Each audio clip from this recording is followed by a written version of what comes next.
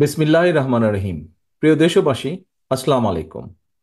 গত 18ই জুলাই থেকে প্রিয় বাংলাদেশ বিশ্ব থেকে বিচ্ছিন্ন। বাংলাদেশকে বিশ্ব থেকে বিচ্ছিন্ন করে দিয়ে চলছে গণহত্যা। পুলিশ, র্যাব, বিজিবি, ছাত্রলীগ, যুবলীগের সন্ত্রাসীরা নির্বিচারে চালাচ্ছে গণহত্যা।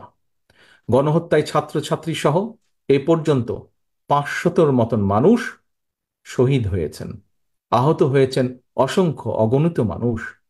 হতাহতের সংখ্যা প্রতিদিন বেড়ে চলেছে। বর্তমানে বাংলাদেশে প্রায় গৃহযুদ্ধ পরিস্থিতি বিরাজমান। দেশের নিয়ন্ত্রিত গণমাধ্যম সত্য প্রকাশ করতে পারছে না, বন্ধ করে দেওয়া হয়েছে ইন্টারনেট। এমন পরিস্থিতি বিশ্ববাসীর দৃষ্টি আকর্ষণ করে বলতে চাই, 1971 সালের মুক্তিযুদ্ধের সময় বিশ্ববাসী বাংলাদেশের স্বাধীনতাকামী জনগণের পাশে দাঁড়িয়েছিলেন। বর্তমানেও বাংলাদেশের চলমান গণহত্যা বন্ধে নিরস্ত্র জনগণের পাশে দাঁড়ানোর জন্য বিশ্ব বিবেকের কাছে জানাই উদাত্ত আহ্বান। প্রিয় দেশবাসী, শেখ হাসিনার সশস্ত্র সন্ত্রাসীদের বিরুদ্ধে নিরস্ত্র ছাত্র জনতা সর্বশক্তি দিয়ে প্রতিরোধ গড়ে তুলেছে। পুলিশ, র্যাব, বিজেপি কিংবা ছাত্রলীগ, যুবলীগের সন্ত্রাসী বাহিনী লেলি দিয়েও গণ আন্দোলনকে দমনে শেখ হাসিনা ব্যর্থ হয়েছে চূড়ান্তভাবে। খুনি হাসিনার রক্তচক্ষু উপেক্ষা করে অধিকার আদায়ের আন্দোলনে আবু সাইদের মতন বীর সন্তানেরা পুলিশের বন্দুকের সামনে বুক পেতে শহীদের মৃত্যুকে আলিঙ্গন করতে দ্বিধা পর্যন্ত করছে না। তাই যত অপচেষ্টাই চলুক, খুনি হাসিনার পক্ষে অবৈধভাবে আর রাষ্ট্র ক্ষমতা কোনোভাবেই দখল করে রাখা সম্ভব নয়। তাই ক্ষমতা হারানোর ভয় ভীত খুনি হাসিনা শেষ চেষ্টা হিসেবে দেশব্যাপী কারফিউ জারি করেছে, মোতায়েন করেছে সেনাবাহিনী। বাংলাদেশের পক্ষের সর্বস্তরের জনগণের প্রতি আহ্বান, আপনারা তথাকথিত কারফিউ ভেঙে দখল নিন রাজপথের। সেনাবাহিনীর কর্মকর্তা এবং সদস্যবৃন্দ, খুনি হাসিনা কারফিউ জারি করে সেনাবাহিনীকে রাজপথে দেশের ছাত্রছাত্রীর মুখোমুখি করে দিয়েছে। সেনা কর্মকর্তা এবং সেনা সদস্যদের দৃষ্টি আকর্ষণ করে বলতে চাই, খোঁজ নিয়ে দেখুন এই ছাত্রছাত্রীরা আপনার কিংবা আপনার কোনো একজন সহকর্মী, ভাই, বোন, সন্তান কিংবা স্বজন। তাহলে কাদের মোকাবেলা করতে বন্দুক হাতে আপনারা রাজপথে নেমেছেন? মনে রাখবেন, দেশের সার্বভৌমত্ব হুমকির মুখে পড়লে আজকের এই ছাত্রছাত্রীরাই আপনাদের সহায়তায় জীবন বাজি রাখবে। সেনা পরিবারের একজন সদস্য হিসাবে, একজন বীর মুক্তিযোদ্ধার সন্তান হিসাবে আমি আপনাদের উদ্দেশ্যে আরো বলতে চাই, দেশের গণতন্ত্রপ্রিয় জনগণ সেনাবাহিনীর কথা বলার সময় দেশপ্রেমিক শব্দটি ব্যবহার করে। সেনাবাহিনী যদি দেশপ্রেমিক হয়, তাহলে কি নিজের দেশের জনগণের বুকে কি গুলি চালাতে পারে?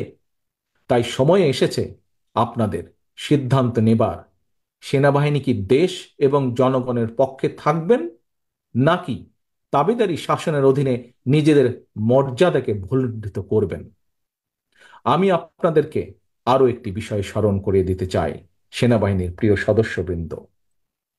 2009 সালে বিডিআর পিলখানায় আপনাদের সাহসী সহকর্মী সেনা কর্মকর্তাদের যখন নির্মম নিষ্ঠুরভাবে হত্যা করা হচ্ছিল, আপনাদের সহকর্মীদের পরিবারের সদস্যদেরকে যখন অপমান অপদস্থিত করা হচ্ছিল, সেই সময় সহকর্মীদের রক্ষায় আপনারা কি কোনো ভূমিকা রাখতে পেরেছিলেন? প্রশ্ন করুন নিজেকে, কেন সেদিন পারেননি? কখনো কি নিজের বিবেককে জিজ্ঞেস করেছেন আপনাদেরকে কেন সেই সময় ব্যারাক থেকে বেরিয়ে আসার অনুমতি পর্যন্ত দেওয়া হয়নি? আজ এত বছর পরও কি আপনারা আপনাদের সহকর্মীর হত্যার সুষ্ঠু বিচার পেয়েছেন? হত্যার বিচার না হয় দূরেই থাক, তাবেদার স্বৈরাচারের কাছে সহকর্মী হত্যার বিচার সাহস কি আপনাদের আছে? সেনাবাহিনীর সদস্যবৃন্দ, নিজের বিবেককে জিজ্ঞাসা করুন, কেন আপনারা সেই সাহস আজ হারিয়ে ফেলেছেন? আপনাদের প্রতি আহ্বান, জনগণের বুকে বন্দুক তাক করবেন না, দেশের জনগণের বিরুদ্ধে দাঁড়াবেন না, ছাত্রছাত্রীদেরকে ভয় দেখাবেন না। আজকের এই গণশত্রু হাসিনা, খুনি হাসিনা অবৈধ ক্ষমতার লিপ্সা মেটাতে এই ইউনিফর্মের অমর্যাদা করবেন না। ব্যারাকে ফিরে যান, অরক্ষিত সীমান্তে সতর্ক নজর রাখুন। প্রিয় দেশবাসী, চাকরিতে কোটা সংস্কারের দাবিতে ছাত্রছাত্রীরা আন্দোলন শুরু করেছিল। ছাত্রছাত্রীদের আন্দোলন নিয়ে খুনি হাসিনা এবং সাবেক ছাত্রলীগ নেতা প্রধান বিচারপতিও উস্কানিমূলক বক্তব্য প্রদান করেছিল। আন্দোলনকারী ছাত্র জনতা তাই খুনি হাসিনা কিংবা এই প্রধান বিচারপতির আদালতকে বিশ্বাসই করে না। সুতরাং খুনি হাসিনাকে রক্ষার জন্য আদালত কি রায়, এই নিয়ে জনগণের মোটেও মাথা ব্যথা নেই। মৃত্যু ভয় উপেক্ষা করেও রাজপথের মরণপণ আন্দোলন প্রমাণ করে দিয়েছে ছাত্র ছাত্রীদের চলমান এই আন্দোলন এখন আর স্রেফ কোটা সংস্কারের দাবির মধ্যেই সীমাবদ্ধ নেই। ছাত্রছাত্রী, অভিভাবক এবং দেশের আপামর জনগণ কোটা সংস্কারের পাশাপাশি চায় রাষ্ট্র সংস্কারও। প্রতিটি হত্যার চায় বিচার। শেখ হাসিনা নিজেই খুনি, খুনির কাছে কিভাবে খুনের বিচার চাওয়া সম্ভব? দেশের শীর্ষ দুর্নীতিবাজ হাসিনাকে রাষ্ট্র ক্ষমতায় রেখে রাষ্ট্র সংস্কারও করা সম্ভব নয়। আন্দোলনকারীদের তাই এখন একটাই দাবি, বাংলাদেশের জনগণের তাই এখন একটাই দাবি, খুনি হাসিনার পদত্যাগ। সেজন্যই দফা এক, দাবি এক, শেখ হাসিনার পদত্যাগ।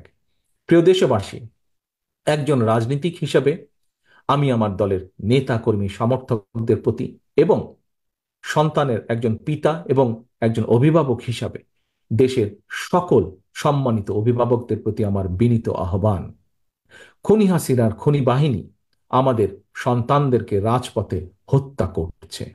খুনি হাসিনার বন্দুকের নল থেকে আমাদের সন্তানদেরকে যদি রক্ষা করতে হয়, তাদের নিরাপদ ভবিষ্যৎ যদি নিশ্চিত করতে হয়, তাহলে সকল শ্রেণী পেশার মানুষ তথা আপামর জনগণের জন্য একটি নিরাপদ বাংলাদেশ গড়ে তুলতে হয়। খুনি হাসিনার পতনের আন্দোলনের সর্বশক্তি দিয়ে তাহলে চূড়ান্তভাবে মাঠে নামুন। আজ, এখন থেকে, এই মুহূর্ত থেকে বিজয়ের ঘণ্টা বাজতে শুরু করেছে জনগণের পক্ষে। কিছু সময়ের অপেক্ষা মাত্র, ইনশাল্লাহ। আল্লাহ হাফেজ। বাংলাদেশ জিন্দাবাদ। বাংলাদেশ জাতীয়তাবাদী দল জিন্দাবাদ।